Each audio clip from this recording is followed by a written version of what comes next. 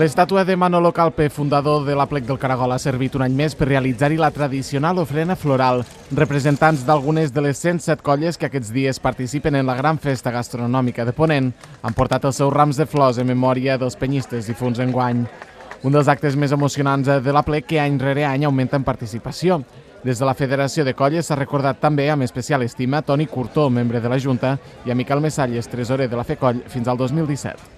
Enmig de la disbauxa, enmig de passar-nos-ho tots molt bé, doncs trobem aquest moment per recordar-nos dels que ja no hi són.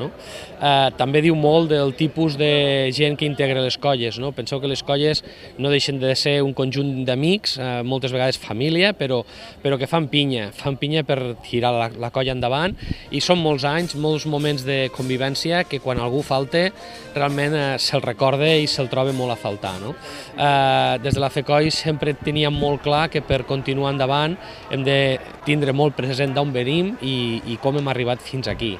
Amb la jornada de dissabte s'arriba ja a l'equador del 40è Aplec del Caragol en una edició marcada pel bon temps. Al recinte, on a hores d'ara no s'hi han registrat incidents, s'hi han pogut veure activitats per a tots els públics. Tastos de cervesa a Sant Miquel, activitats per als aplequistes més menuts i fins i tot el tradicional concurs d'elaboració d'allioli.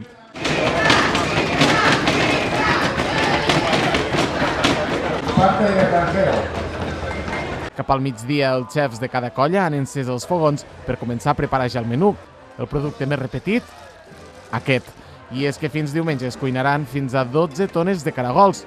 Tot apunta que serà l'edició amb les xifres de participació més altes de la història de l'Aplec, un Aplec XL que ja està fent xup-xup als Camps Elisis.